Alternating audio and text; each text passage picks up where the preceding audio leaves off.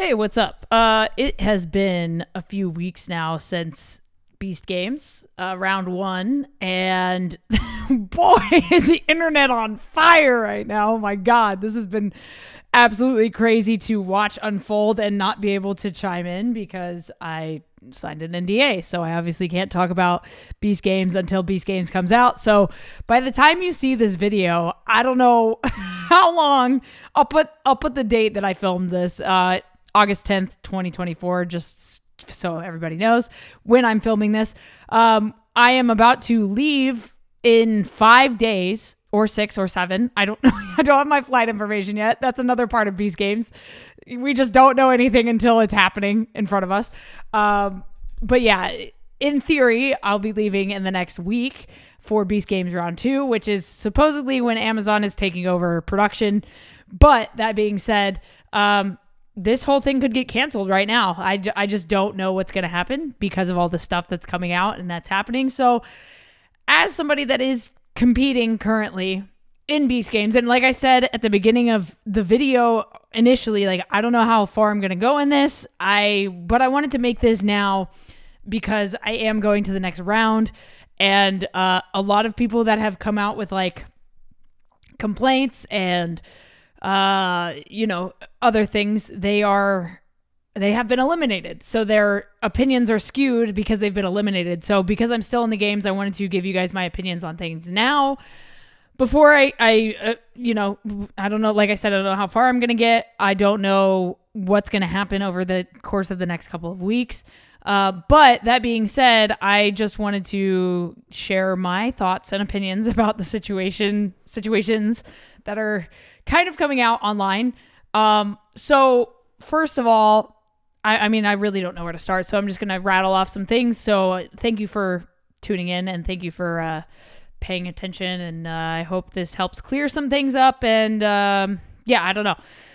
And I'm sure there will be other contestants that have also done something similar to what I've done or what I am doing, so be sure to go check out their stories. But let's go ahead and start at the beginning of Beast Games. So as you guys already saw in the leading up to Beast Games, I vlogged a little bit of like when I got to Vegas, things like that. So before I even got to Vegas, I didn't know where I was supposed to go. And that's kind of when I was like, okay, this is a little unorganized. I did not get the hotel information until I was halfway through my flight. Thank God I had Wi-Fi, but I had also had somebody that I had been on a text chain with that congratulated me for getting on the show, all that stuff. And I also asked that person like, hey, this says we need to be available for 8 weeks. I'm a freelance videographer. I run a business. Like I can't just be away for 8 weeks. If it's 8 weeks straight, I literally can't do it because I can't not work for 8 weeks. And that person was so kind as to like tell me like, hey, I'm not really supposed to tell you this, but you won't be needed for 8 weeks straight. There will be breaks. So to that person at Beast, thank you for giving me some insight. That really like put me at ease on that side, because like I said, I couldn't not work for 8 weeks. I have to pay rent. I have bills. I have a company to run. I have a reputation to uphold. Like if I were to just ghost my clients for 8 weeks, my reputation would just be fucked. Like my away from home message would be like, hey, I'll be back sometime. Like that's crazy. So that aspect of like the Beast Games competition is a little difficult. Like if you are a freelancer, if you do work for yourself, it is a little difficult to be a part of these things, especially if he's doing these like 100 days in a bunker challenges or whatever. That's a long time to be away from people. So like keep that in mind if you ever want to like be a part of one of his videos that are like an endurance type of thing. Like you will be away. You could potentially be away for a while. So anyway, that put me at ease a little bit. So the one of the good things they did was they basically put us on the Beast Burger credit card for Uber rides. So we could like get our Uber from the airport in Vegas to the hotel and like where we needed to be in Vegas. But I didn't know that we couldn't use that to get to the airport from our house, like to go to the airport to fly to Vegas, because I didn't get an email about that until I was halfway through my flight. So Beast, I owe you guys like $18. Bill me. Um, but yeah, so I obviously used the Uber to get myself to the airport because typically when I go to work gigs, they pay for my Uber to the airport as well, from my house to the airport and then whatever. This obviously is a different situation. So Beast, I owe you $18. Bill me. But I texted that person that I was on the text chain with when I was headed to the airport. I was like, hey, I need to know where the fuck I'm supposed to go when I get to Vegas because I haven't gotten this email. And that person told me, I think it's at the Rio. I think. Like, it can't confirm, but I think it's at the Rio. I'll, have somebody email you, whatever. And I ended up emailing like one of the main contacts at Beast Games. And I was like, yo, like I'm on my flight. I don't know where I'm supposed to go when I get to Vegas. And this whole time I've got my mom saying like, yo, is this a scam? Is this legit? Like, as all good moms do when you get zero information about what's going on. Your parent is obviously concerned for your safety. And she was like, is this a scam? But every job I do, my mom was like, is this legit? Most of the time it's legit. I have been scammed a few times. If you want to do whatever, you can follow along my journey as a freelancer. That's a whole other story. But so I get to Vegas, and again, sorry, this is going to be like a long stint, like a long expose of my time there, but that's what you came here for. So buckle the fuck up. So I get to Vegas, get the email that says where I'm supposed to go, which is the Rio. So the person that I was texting, thank you again. I appreciate that. So I get in an Uber, head to the Rio. And it says, once you get to the Rio, you will walk inside. There will be somebody in a blue, like, silicone wristband that says Beast Games on it. Or whatever. It was just like a blue wristband. I don't remember what it said on the wristband specifically. But I'm sure you can find a photo of that leaked on the internet somewhere. But, yeah. So I walked in, and we were told to wear all black when we got there. Basically, our show uniform. So I saw a person standing there and I assumed it was them, and they were like, hey, are you here for the thing? And I was like, yes, I'm here for the thing. Are you helping me find the place to go? So they directed me down to the one of the convention halls down in like the convention center of the Rio. And I'm used to convention centers as a videographer and photographer. I spend a lot of time at conferences filming them for companies. So made my way, followed the signs, whatever. I went and checked in. I had to sign a W-9. I had to sign another waiver, and then I had to hand over my medication. So I'm bipolar. There you go. Now the world knows. If you don't follow me, now you know. So I take medication for bipolar disorder. So I had to check that in and give them my name. And multiple times I was like, hey, can you make sure that my show name is K in Agonio, not my like government name, because I've gone by K since I was 8 years old.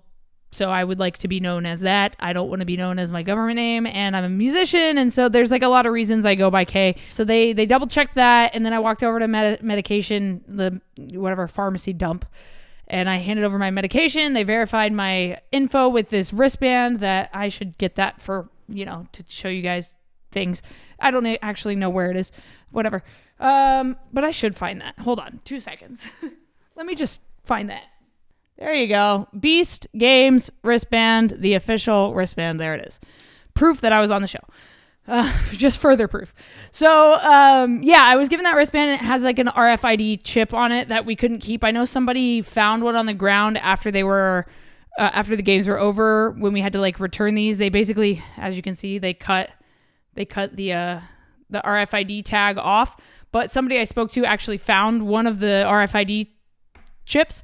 So they have one of those. There's one floating around in the world. I guess it fell on the ground and they picked it up and they were like, they kept it. Obviously, like, why not? Further proof you were on the show. So, and like a little keepsake, because we couldn't keep our jerseys that we had, which sucks, but I understand why, because people would sell them on eBay. I know a couple of people managed to keep theirs. So they'll either pop up on eBay or they'll just have them, which is pretty sick.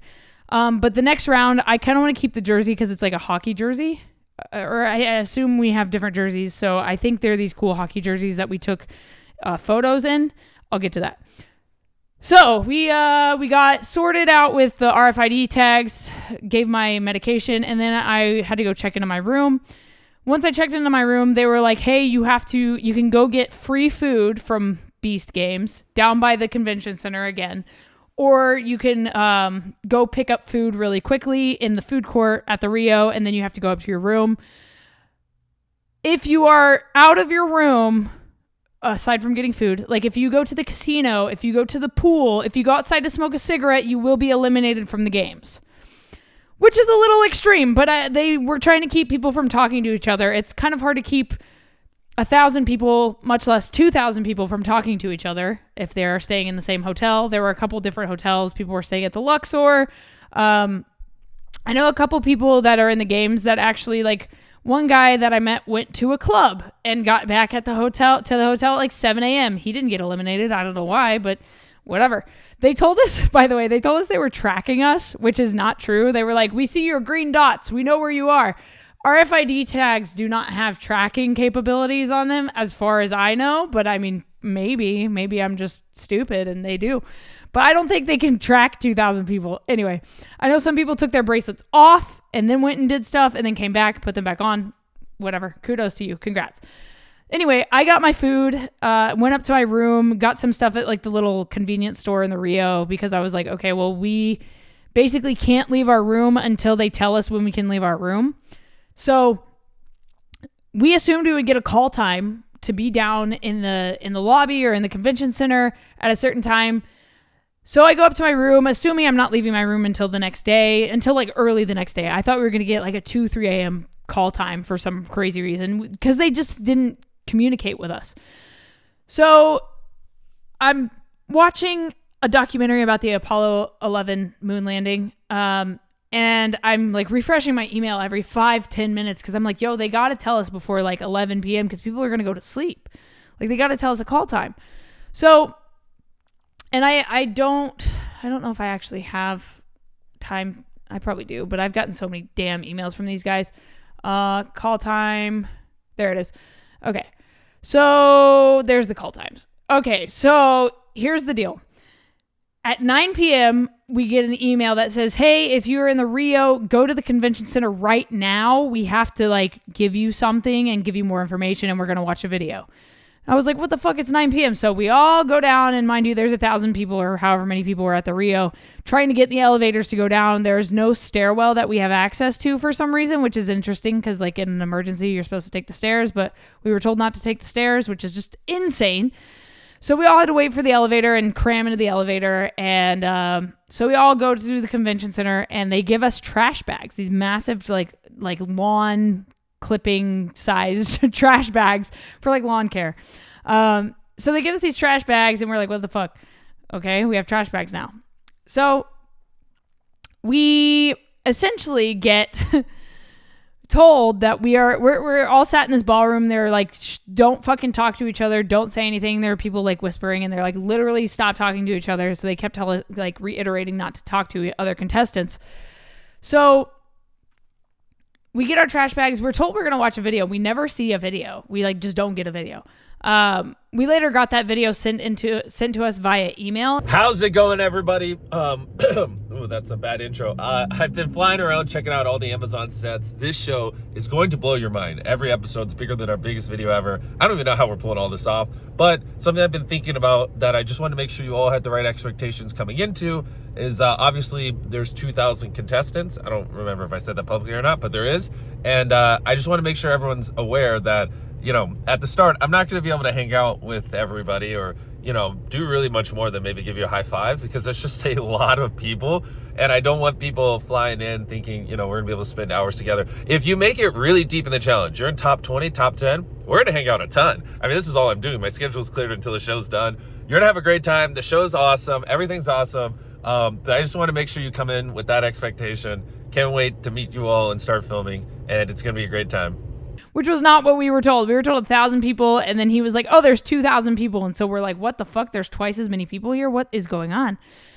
So we then go back to our rooms after this little meeting. And the meeting was basically like, hey, you have to wear these trash bags when you get your call time. Come down in the trash bags. Oh, mind you, we also had to bring in like all of our luggage with us for the call time. So we had to wear these trash bags, 1,000 of us in a hotel, which I'm sure you've seen photos of online. And we had to bring our luggage to the ballroom, to the conference center. So We get our call time email. This is probably set in central time, so that was probably 1:46 a.m., almost 2 a.m. And it's from Beast Games. It says, tomorrow is show day. Please read through this carefully. If you would like breakfast in the morning, please meet us at 10 a.m. in the ballroom. We will walk you over to get food. Then you can return to your room to get ready. Please ensure to arrive back in your approved show outfit at 2 p.m. in the ballroom. Black shoes, black socks, black pants, show shirt. Make sure you arrive in the ballroom with the bag over your outfit. As a reminder, all personal belongings, keys, wallets, phones will be collected. Please arrive on time so we can ensure you make it on the bus. Be sure to get a lot of sleep. See you tomorrow. So the make sure you get a lot of sleep has like 5 exclamation marks after it. They were not fucking joking, okay? They didn't tell us we would be filming at night. They didn't tell us anything about the games. So we were like, okay, they're mentally testing us because we have no idea what's going on. We don't know what to expect. Also, we did have to go to a fitting to get our jerseys. I totally skipped over that part. But yeah, when we got there and got our RFID tags, we had to go get fit for jerseys, the blue jerseys that you've seen online that say Beast Games on them. So yeah, we had to wear these trash bags over our jerseys. And you know what's interesting about that is we could have just worn a black shirt and then changed into our jerseys later. I don't know why they made us wear the trash bags. We thought it was like a humiliation tactic to like mentally like get you out of the game. So we thought everything they were doing was on purpose to mentally stress you out to make you quit. Turns out the production was just not great. It was not great, not organized. There's so many rumors floating around that I can't really verify just because like I don't know, because I haven't spoken to anybody like in production about this particular thing. But anyway, so next day, 1:35 p.m., I start heading down because I know that the elevator is going to be jammed and I wanted to make sure I got there before 2. So go downstairs. I turn in my luggage and then I'm sent to another ballroom and there's like hundreds of people in this ballroom that I don't know. I don't know anybody. So it's like high school and we're all wearing these fucking trash bags, walking around the hotel. People are asking us like, what are you guys doing? And somebody asked me, they were like, hey, what are you guys doing? Why are you wearing trash bags? And I was like, oh, we're joining a cult. I think a lot of people use that excuse because we didn't know what to tell people. We couldn't tell them what we were doing because we clearly signed an NDA and we can't just be like, oh, we're here for the thing. So yeah, I just lied and said that we were joining a cult because I literally didn't know what else to say. So get down to the ballroom with like hundreds of people in it, all in their trash bags. Some people have taken their trash bags off and I was like, maybe this is a test. Maybe it's already started. Leave the trash bag on. So the people that I was like, that I kind of met and like was sitting with, one of them had been on Squid Game, the challenge on Netflix, and she got eliminated in the first game in Squid Game, the challenge. And then she ended up getting eliminated in the first game of Beast Games, and I feel so fucking bad for her. She was super cool. I met another girl that travels across the country with her husband on motorbike, also super cool. She also got eliminated in the first game, so that sucks. But yeah, so we were sitting together trying to figure out like, oh, is this all a mental test? Like, what's going on? And nobody was really telling us what was going on. Got to the point where we had to like, I had to pee, and so I had to ask like, hey, can I go to the fucking bathroom? And turns out there was a line for the bathroom of like 50 people waiting to go to the bathroom. So we had to wait in this line and ended up going to the bathroom at like 6 at a time. Get to the bathroom. There's like 30 fucking stalls in the bathroom. We're like, why can only 6 people go? This is crazy. I think they were just trying to keep us like together and like not let people kind of wander around, which I understand, but kind of ridiculous. They could have just let us go to the fucking bathroom.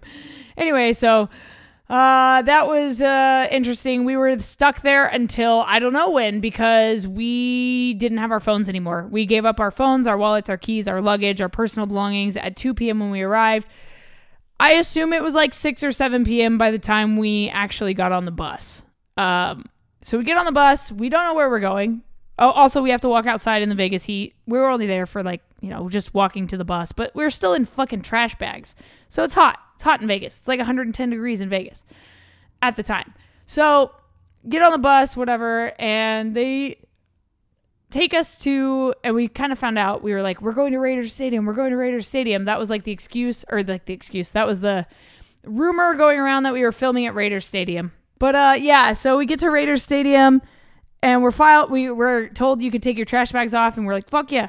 So we take our trash bags off, go outside, and the guy came on our bus, and I guess he worked in corrections before, and he was like, if you smuggle anything into this venue, into the stadium, you will be eliminated. You can't have vapes, you can't have drugs, you can't have fucking anything. You're going through a metal detector. You will be like pat down, is what this guy told us, and we were like, oh, scary. So people were like, oh fuck, like I can't bring my vape. Like nobody there, and they told us when we got confirmed that we were on the show, I was told no drugs, no alcohol, no smoking, no caffeine. And I was like, caffeine, my one vice. How could you take that away from me? Joking, not realizing that, people were going to smuggle some shit in. Anyway, so get off the bus. We go up to security. We go through metal detectors. We are not pat down. There's like 2,000 people. You're not going to pat down 2,000 people. You know how long that's going to take? Fuck. So they don't pat people down, but we did go through metal detectors. And then we're filed into the Raiders Stadium like lobby area, the main floor, and we're told to stand in this big group of people. So we are all like stood in lines, and then the production team, whoever's high up that we like never really saw again, they went and stood on like a small stage, they built like a little riser basically, and they went and stood on there. Mind you, there was a megaphone on the back corner of this little riser that they were on. It was like a 4 foot by 4 foot square riser. There was a megaphone on it. They didn't use the megaphone one time. Not even one time. And there's like 500 people standing there trying to listen to somebody talk at them. So, that being said, I was in the front, like literally the front of my line. And I was probably like 20 feet away from the person speaking. And I couldn't even understand them. Like, I literally couldn't understand what they were saying. And there's a fucking megaphone on the corner of the riser. And we're like, use the megaphone. And they're like, nah, I'm not going to use the megaphone. Like, why? It's there. People are in the back are like, can't hear you. Like, I'll just talk louder. Use the fucking megaphone. So that was a little annoying. Mind you, we've also been like cooped up in this conference hall. So we were a little frustrated. We were hungry. We hadn't been fed all day. Like, the last time we ate was like 10 a.m. if you went to get breakfast. It's now 7 p.m. We haven't been fed. So we're like, what the fuck is going on? So after this like announcement, we're kind of, I think we went and got food. I can't remember the order of operations because my mind is fucked. But anyway, we were fed, and then we were told we were going to be taking photos, like headshot photos. And they weren't organized. It was taking forever. People ended up like walking around, kind of congregating with the other people. Oh, and the other person that I met earlier in the conference room was on Survivor. His name's Sifu. You should definitely go follow him on Instagram. Super cool guy. He's the only person that like recognized me from the internet for my music stuff, which is fucking sick. Anyway, so I ended up trying to like mingle and like talk with some other people, and I nervously pee before I'm not allowed to go. Like before a flight, like I know I'm going to go sit on an airplane, I will go to the bathroom and pee like 8 times before I get on a plane because I don't want to ask people to get up. And I didn't know when the games were going to start. So I was like, okay, well, I don't know if I'm going to be able to pee once the games start. So I would just keep going to the bathroom. I don't know why I do that. Before I perform on stage, same fucking thing. Got to pee 800 times because I'm like, I don't want to get on stage and then have to pee. It's the same type of deal. I don't know why. It's just a thing. It's just an anxiety thing, I guess. Anyway, so I was like, when the fuck am I going to take this photo? And I'm like sat at the far end, and I end up like moving closer and closer to where they're taking the photos. And then I see people from like the group I was sitting with get in a line, and I'm like, yo, are you going to take your photos? And they're like, yeah. And I was like, okay, bet. I'm going to get my photo taken because I don't want to fucking wait and then miss the opportunity to take my photo. Turns out some people didn't get their photo taken, never got their photo taken, and then got eliminated. And then other people got their photos taken like way later, like days later, or like a day late. I can't even remember. Like I said, my time perspective is a little fucked. But anyway, so we went and got headshots taken with these hockey jerseys that are freaking sick. So I think we're going to be wearing those in Canada for the next round.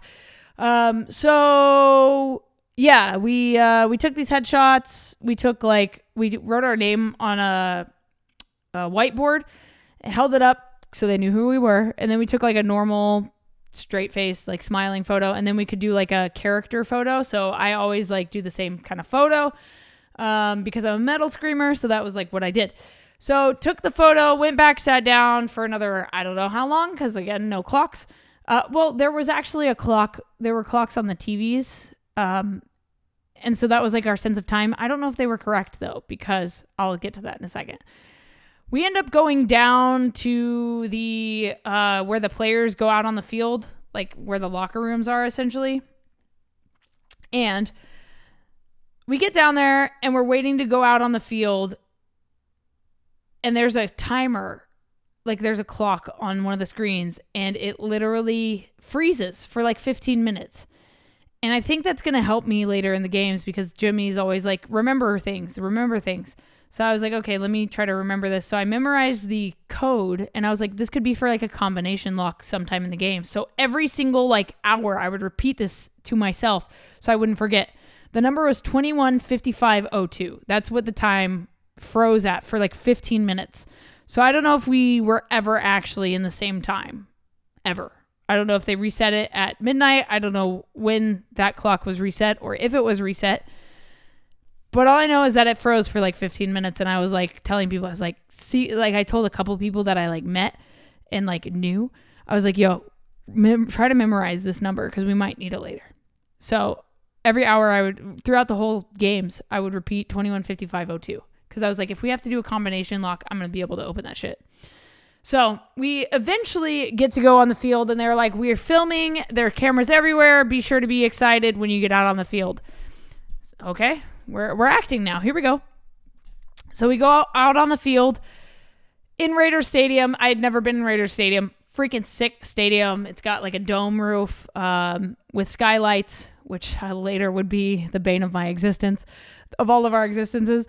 We get out on the field and there's fucking just 2,000 people running and screaming. And we see these like platforms around with like boxes that look like porta potties. They were porta potties. And a fucking pile of money. Just a pile of money the size of a car. $5 million. Stack of $5 million. We'll come back to this. Remember that stack of money because... oh boy, some shit happened. So, Jimmy comes out and stands on this stack of money. Well, he's up at the top, so there's like an overlook. It was like fucking Hunger Games, dude. And I know people have made this reference a ton of times, but it's true. It was like goddamn Hunger Games. Like him up, the emperor overlooking his peasants. Mac was up there, who, like, by the way, out of everyone that deserves to be on that team, Mac deserves fully to be on that team. He busted his ass to get there. All the shit he went through with Iraq and like that whole shit. Now I think he's the director of editing for Beast Games. Can't confirm that, but I'm pretty sure that's what he does. He kind of like hinted it to me at one of the days throughout the course of filming. We kind of chit chatted a couple times.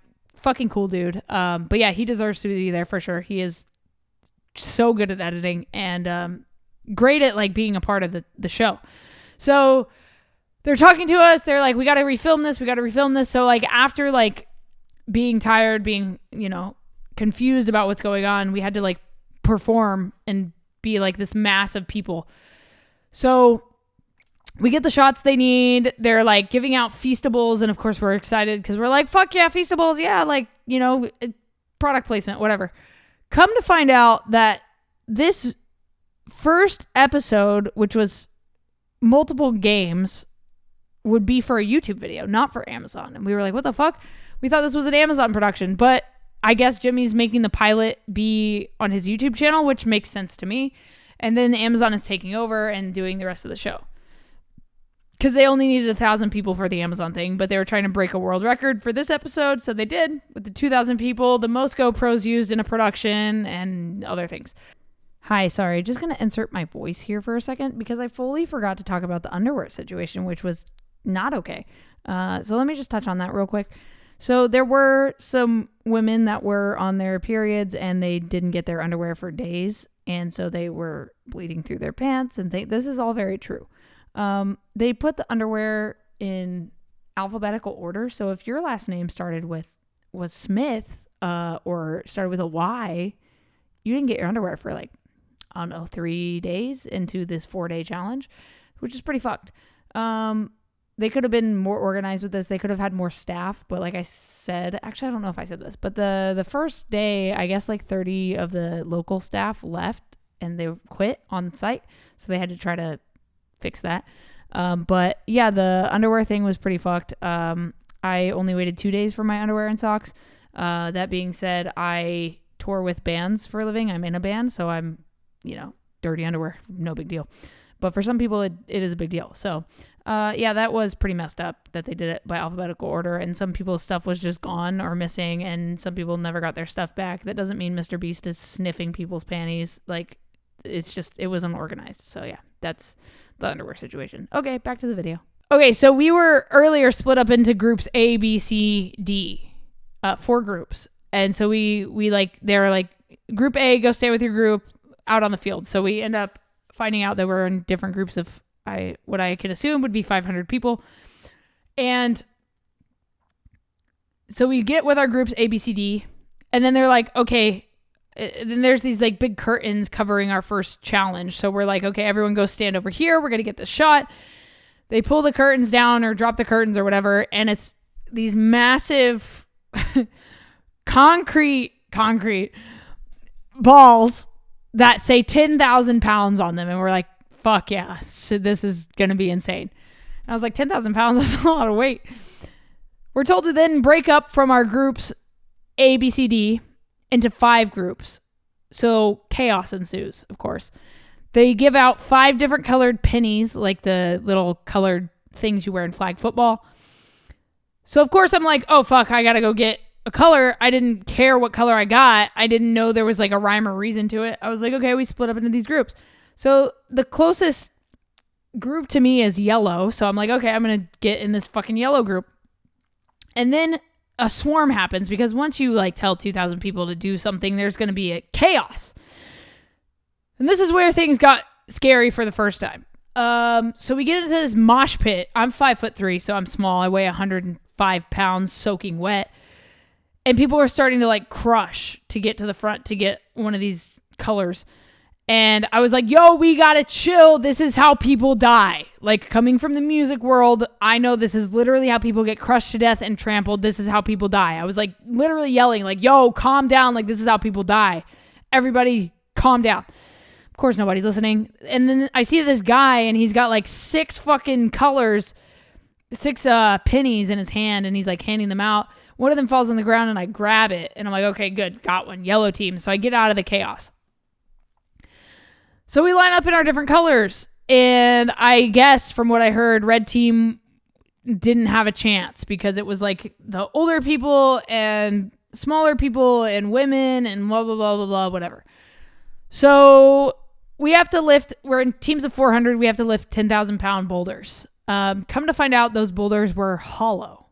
And it was all on tension because, like, if we were to drop, like, we have an engineer that I was talking to afterwards. Come to find out, somebody saw them when they were headed back to the airport, and they were divided into like quadrants, and they were hollow. They were like wood structures with like concrete outside. So they didn't weigh 10,000 pounds ever. So spoiler alert, they were hollow. And so it was all based on like this like tension. I don't know engineering words.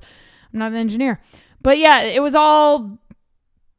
interesting. I don't know how they decided who won or whatever, but all I remember is that we were trying to strategize how to pull this thing, and we were like, okay, we need anchors in the back. And I was like, okay, well, we also need anchors in the front and small people in the middle and then anchors in the back. So this first game, when Jimmy said go, we started pulling, and it was like a lot easier than I thought. And so I was like, fuck this, turned around and just ran with it on my shoulder, just pulled that bitch all the way to the back of the stadium. And I thought we were winning because I turned around and saw our thing was going up really quickly. I was like, oh, fuck, we're winning. Turns out we got 4th out of 5, so we almost lost. Red team ended up getting eliminated, and a lot of the videos you saw on TikTok were from the red team because they got out first and they were upset about it. and they were like, it was rigged because blah, blah, blah, blah, blah, whatever. Excuses. I mean, you guys got out. Like, I'm sorry. You guys lost. So I don't know if you lost because of like production set it up that way, or if you guys just got the short straw or whatever, bad luck, whatever it is. But a lot of the videos on TikTok, especially this one person that is like, has been talking about how she was mentally unstable and then went into the games and now she wants to kill herself. Like, if you were mentally unstable, you shouldn't go into a mentally strenuous challenge. Anyway, conversation for another time. I'm not a therapist. But if you are unstable, you should not fucking go to a game. When I got a phone call from the psychiatrist, and because I put that I was bipolar on my thing, and he was like, is your mood stable, like, on your medication? I was like, yeah, it has been for years. He was like, okay, good, you're fit to play these games. Great. She probably should have gotten flagged and told not to come. They had like 100 people on standby, by the way, that were like, if people got eliminated for going to the casino or whatever, they would bring in these like standbys. I don't know how many of them actually got into the games, whatever. So we do the first challenge, and then after the challenge, we were fed again, and then we were given sleeping bags, like whatever, $10 sleeping bags, and told to go to sleep on the floor in the stadium with no pillow. People were like using their shoes as a pillow. I just like rolled up the sleeping bag at the end because I'm short, so I had like extra space, or a little bit of extra space. So rolled it up, made a little pillow. Wasn't comfortable. They gave us toiletry bags with like toothbrush, toothpaste, floss, I think, and like some like wet wipes or something. I can't really remember. The stuff about the lack of tampons and pads and feminine hygiene products, I don't remember because I wasn't dealing with that at the time. I don't remember if they were available or not. So if people are saying they weren't available at first, that's probably true. But I remember there being dude wipes in the bathrooms, and I was stoked about that. I was like, fuck yeah, I love dude wipes. This is sick. Turns out, because of the food we ate, I didn't take a shit for 4 days of the 5 days we were there. That's just me being honest. I'm sure other people can say the same. It just wasn't enough food for you to like need to take a shit. There was no extra. There was nothing to like process because your body basically ate all the nutrients it could, and there was just nothing left for you to shit. So yeah, I didn't need a dude wipe for fucking 4 days. Oh God, that's kind of fucked. Anyway, so if that tells you anything about the food. Yeah. So I don't know about the feminine hygiene products. I just remember seeing dude wipes in the bathrooms and being stoked about that. But yeah, there was probably lack of feminine hygiene products. I don't know. But that was solved because I remember later seeing tampons and pads and things, and I was like, that's awesome. Anytime there's free tampons and pads and anything like that, I'm fucking stoked, and I'm like, this venue knows what's up, or this stadium knows what's up. Like, that's awesome. So I do remember seeing that stuff later, and like noting, like, that's awesome that they have that stuff available for people that need it. So we go to sleep. They leave the lights on, but we had eye masks in our toiletry bags. I don't know if they ever turned the lights off, if I'm being completely honest. I just remember the lights being on for a long time. I remember having to get up to go to the bathroom, and it was like 4 a.m. and the lights were still on. So the lights were on for a long time. I remember waking up the next day. I was like, Jimmy's gonna wake us up with like an alarm, in a crazy way on the second day, because we finished filming, I think, at like probably 2:30 a.m. And I was like, Jimmy's gonna wake us up at like 5 a.m. just to fuck with us. That's what I was expecting. So I woke up at like 6:45 a.m., which in Central Time would have been 8:45, my normal time for waking up. Actually, a little later, but anyway. So I woke up at like my normal time. It was bright as fuck when I took that eye mask off, because the dome was just skylights. So it was just bright. When the sun came up, it was just fucking bright all day. Come to find out, we we're only going to be filming at night because the set looked like shit during the day. So woke up at 6:45. I remember at like 7:45, they were like, if you want breakfast, go get breakfast. I I think some people probably missed breakfast that first day because I don't think they made an announcement on the speakers. Even if they did, you couldn't hear shit because of the echo in that place. It's impossible to hear anybody say anything in that place, which came to be a real problem. So anyway, we get fed breakfast and we're told to bring our sleeping bags up to one of the upper floors, write our names on them, and put them somewhere. So we ended up doing that. It was chaos after that. We didn't have anything to do all day. We just had to hang out in the stadium on the floor. One of the questions when we signed up was, are you afraid of olives? And I was like, why the fuck? Turns out the floor, the stuff they used on the turf was like olive pits. I don't know why. I have no fucking idea why, but it was olive pits. People ended up like taking the olive pits and they would put them in like water bottles and make shakers. People were putting them in like plastic and making baseballs and like throwing them across just to do something. People were like drawing on cardboard and like making playing cards or like whatever. It was wild, the things people did to keep themselves occupied all day. So the second challenge that we did that night, was that the briefcase game? I think it was. It was the briefcase game. Oh God, the briefcase game. Okay. So the briefcase game. I thought I was fucking done. So the teams that are left are orange, pink, green, and yellow. Before this, we were giving out wristbands, colored wristbands, and we think we found out what they mean. This could change later in the video or in the next video because this is really long. There's a yellow wristband, a red wristband, and a green wristband. I ended up getting a green wristband. Red and yellow ended up getting mic'd, like a lav mic. So they had their audio running and recording all fucking day. Or all night, whatever. So we think that the wristbands, green is hero, yellow is underdog, and red is villain. So they're likely to turn on their teams or whatever. So we get to the second game, which is the briefcase game. And I know this game from watching Beast videos. So I'm like, okay, it's going to say safe or eliminated.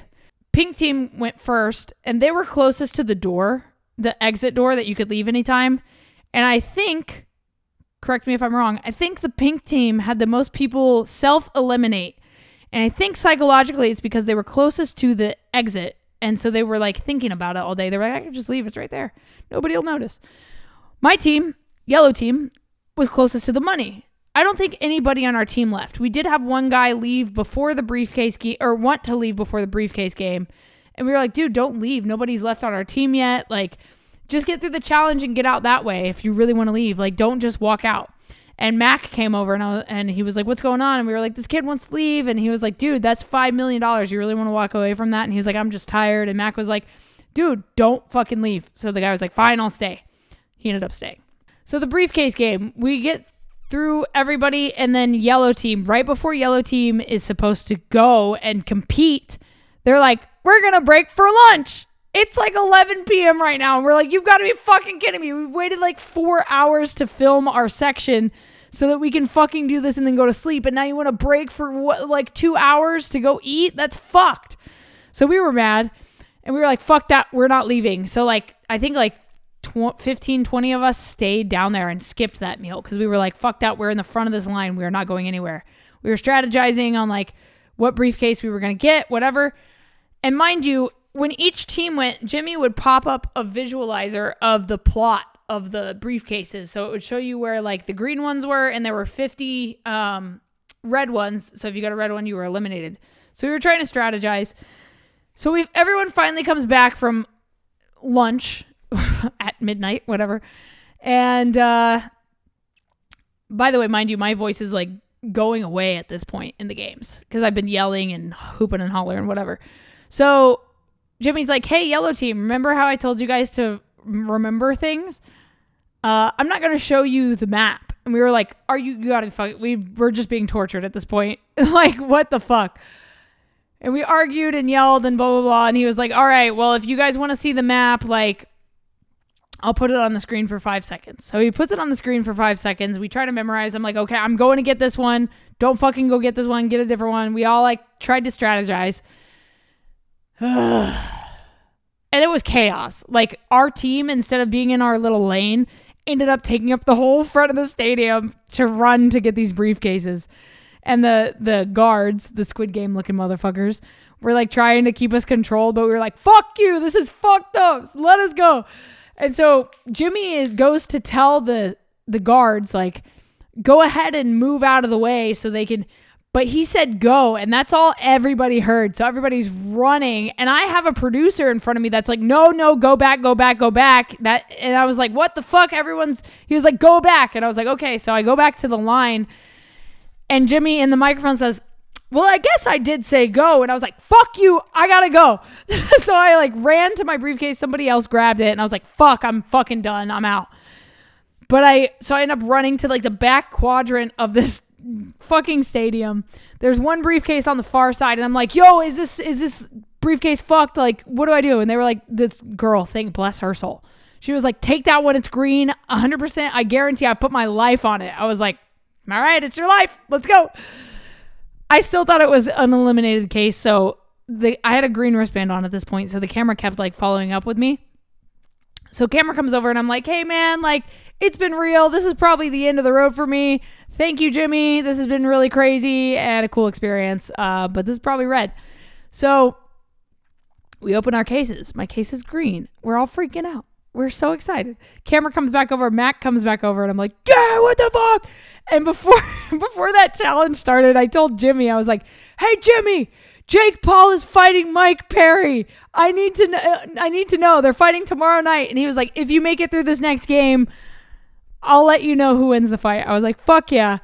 And then he also said to me, I was like, Jimmy, I'm going to win this money. And he was like, I tell you what, if you win this money, let's go double or nothing. And I was like, bet. So now I'm fucked if I win. I have to go double or nothing for $10 million. Oh my God. Crazy. So briefcase game goes over well. I'm like, Jimmy, I fucking made it. You got to tell me who wins that fight. He's like, bet. And then we go to sleep. We're exhausted. We're fucking just so tired. It's like 6 a.m. by the time we get done with that challenge. So again, we sleep. We're woken up at like 10:30, and we're told that we have to put our sleeping bags away at like 10:30 in the morning. We're like, what the fuck are we going to do all day? Put our sleeping bags away, go back down to the floor, and we're just there. So yeah, we're stood around all day. And then the third game is capture the flag. Oh, what a fucked game. So capture the flag was interesting. I ended up getting flag 302. I was going for a different one, or 320, 302 or 320. I can't fucking remember. Whatever. I'll figure it out later. I think it was 320. It had to be 320. Yeah. So I called a flag. Can't remember which one it was, but we were like trying to strategize on our side. In our little area, we were like, yo, I'm going for this flag, don't take that. We were trying to strategize so as many people could get to the next challenge as possible. And there was one guy on the far end of our area, and we were like, yo, what number are you going for? And he just shook his head, and we were like, are you fucking kidding me? He's going to sabotage this thing. What number are you going for? And he was like, don't know. And we were like, great. So the guy next to me that was going to go for 320, which I'm pretty sure is my number, whatever. He was like, I'm not going. And I was like, okay, well, my flag is farther away from yours, so I'm going to go for your flag. And if you're not there, I'm taking it. And he was like, all right, bet.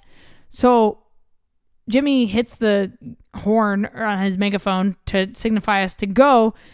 I start running. I turn around. Dude is still behind the line. And I was like, bet I'm taking his flag. So, cause it was closer. So I just took his flag, and I was like, thank God I made it to the next round. So I go off. I did see a girl get fucking just destroyed in that game. She just got like knocked out cold. She got like fucking tackled by some dude, knocked out cold on the ground. I remember them like essentially picking her up off the ground and like carrying her off the course. That's a lot of money, and people will do crazy. People will kill people for less than $5 million. People will kill people for $100,000. $5 million, people will do some wild shit. So third game comes, that's capture the flag. We got through that one. And then the fourth game took fucking forever for them to set up. But coming from like somewhat of an acting background, and I put that lightly because I've only been in a few things, some short films, some advertisements, music videos, whatever. A few things. I understand that and from being on the camera side, like I understand that it takes a long time to set things up. So I think that I had an advantage with that. because I knew it was going to take them forever to set this last game up. Jimmy was like, we're going to try to do 2 games today. And we were like, oh my God, this is so fucked. So we did capture the flag, went and got food, came back down, sat in the stands while they set up the next game. They moved all those fucking platforms to a closer area by the money. We were finally allowed to go down on the field to get ready for the next game, and we're told to get into teams of 100. At this time, there's 1,100 people left. They need 1,000 for the Amazon show. So we're like, okay, so one team's going to get out. We're going to stand on these platforms. It's going to be an endurance test. I thought it was going to be like first team with somebody off the platform, the whole team gets out. I didn't realize it was going to have money there. I didn't realize there was going to be money involved. So we split up into teams of 100, and we were like, if we have 101, they're going to eliminate us straight away. So we got to make sure our team is tight. So somehow I ended up becoming one of the captains of my fucking team, which I didn't ask for that. It just happened. At this time, my voice is fucked. It's gone. So I'm like hoarse. I'm yelling at people. Our team is dope. We had a fucking dope ass team. Sifu was on my team. The other team captain was a firefighter or a retired firefighter, Dino. He was on my team as well. And just a bunch of amazing people that were in it to win it. So we were the first team to get put on our platform. And our platform is closest to the money. We were on the right side of the money. So we had our eyes on the prize. We were like, yo, that's fucking a lot of money. But we had to wait like an hour for everyone else to get put on their platforms. Then we're told the instructions. One team at a time. And I was like, dude, why don't you just fucking get a microphone and say this over the fucking loudspeaker instead of like telling each team separately. But even if they did use the microphone, like the echo and reverberation was so fucked in there, like we could never really hear what was going on in any way. So like we were all fucked to begin with. So we're all told the instructions. We're told there's going to be a 10-minute timer each round, basically. And if one person steps off or like dangles their feet off and accidentally touches the ground, your entire team's eliminated. So that's when I was like, I reiterated to everybody. I was like, you guys think he's going to come offer you fucking like $1 million to get off this platform. Please don't get off the platform, because if you think the money's bad now, or the money's a lot now, wait until Amazon. The money's going to be fucking crazier. I think that's what kept us in the game. Now, there was one kid on our team that was on the far corner that I guess had been like kind of picked on the whole time. I didn't know him. I hadn't met him up until that point. Again, there's like 1,100 people there. You can't meet everybody. So people were like, he's like laying down on the side, just like trying to take a nap, which is totally understandable. And someone on our team was like, yo, can we keep the like pep talks to a minimum? Cause like we fucking get it. And I was like, yeah. And she was like, yo, can we have like you and Dino be the only people that talk to us? Because if other people start talking, people are going to get frustrated and somebody's going to be like, fuck this, I'm over it, and leave. And I was like, that's a valid ass point. So I told everybody, I was like, yo, can we keep the pep talks down? Like, if we need any instructions, like just listen to Jimmy. Like, don't do anything until Jimmy tells you to. If Jimmy tells you not to get off the platform, don't get off the platform. If somebody jumps off their platform, don't get off the platform until Jimmy says to get off this fucking platform, no matter what. And they're like, yo, check on that kid. Make sure he doesn't blah, blah, blah, blah. I was like, yo, leave the fucking kid alone. Leave him alone. If he wants to sleep, he's going to fucking sleep. Just leave the kid alone. Stop harassing this kid. And I was like, yo, he's going to fucking leave if you guys keep talking to him like this. So I think they kind of like chilled out a little bit after that. But anyway, the fucking platform game. Jimmy wheels out $5,000. I think it was $50,000 and $1 million. I was like, you guys, I told you he's going to offer you $1 million to get out. Please don't get out. We want to make it to Amazon. He says $5,000. Nobody takes it. He says $50,000. And before the timer started, this girl, like a fucking majestic ass gazelle in the African safari, leaps over people. Like, I'm telling you, I saw this shit in slow motion and I was like, whoa! She leapt like a fucking gazelle over her team. Went and tapped the money. $50,000. And people are like, why wouldn't she wait for $1 million? I was like, well, it turns out some other people on her team were like, I'm going for $1 million. And if 2 people jumped at the same time, you'd have to raise somebody. And this girl was small. So she was actually smart to go for the $50K, but should have waited for the timer to start, because I don't know if she's going to get that money. So anyway, she jumps off her platform and we're all free. We're like, fuck yeah, this game's over. We thought we were going to be there all night, yo. We thought we were going to be there for like a day. But we were also like, we have to be out of the stadium by 7 a.m. or whatever because they have to clear this all out because it's open to the public or the Raiders are practicing or I don't fucking know. Nobody really knows what happened. Also, while we were in the stadium, in the stands, I asked one of the producers, I was like, hey, who won the Jake Paul, Mike Perry fight? And she was like, I'll look it up. She was like, Jake Paul won by KO. I was like, fuck yeah, let's go. This guy next to her was like, Jake Paul ain't shit. He needs to fight a real fighter. I was like, Mike Perry is a fucking real. He does bare knuckle. Like, who the fuck are you? You don't know shit. Shut the fuck up. Also, I was like exhausted. So I was like, literally shut the fuck up. I was like, you don't know shit. Anyway. So platform. Jumps off the platform. And Jimmy's like, yeah, you didn't go when the timer started. So you're out. Don't get the money. And your whole team's out. There was this fucking dude. So that everybody left the platform and walked out the exit. But there was one dude in the back of the arena with his shirt off. And this dude does social media content. I guess he does like gold digger videos. Like, is she a gold digger? Like I guess I have never seen his content, but apparently he'll like sit in a Lamborghini and a girl will walk up and he'll be like, Lamborghini or me? And she'll be like, the Lamborghini. And he's like, what about me? I don't know his content, whatever. But this dude is stood in the back, shirt off, fuming, looking like he's ready to eat this girl alive. They had to escort this dude out. I heard in handcuffs. I don't know if that's true. Either way, I did see them escort the guy out. Like, they had to, like, guard this girl. I guess she's a single mom. Needed the money for a car. She said $50,000 was her number. So she knew all along, like, if he offered $50K, she would take it. So she did. She's a single mom trying to take care of her kid. Fuck it. That's your number. That's your number. Glad she wasn't on my team, but. So that was the last game. After that game, we were all celebrating, stoked. Then they were like, hey, you got to put on a Raiders shirt to take this big group photo to thank the Raiders Stadium for letting us live here for 4 days. We were like, cool. Awesome. And people are like yelling at Jimmy. They're like, Jimmy, sign my blah, blah, blah, blah. And I'm like, yo, Jimmy cannot sign things for like legal purposes because people will sell it on eBay.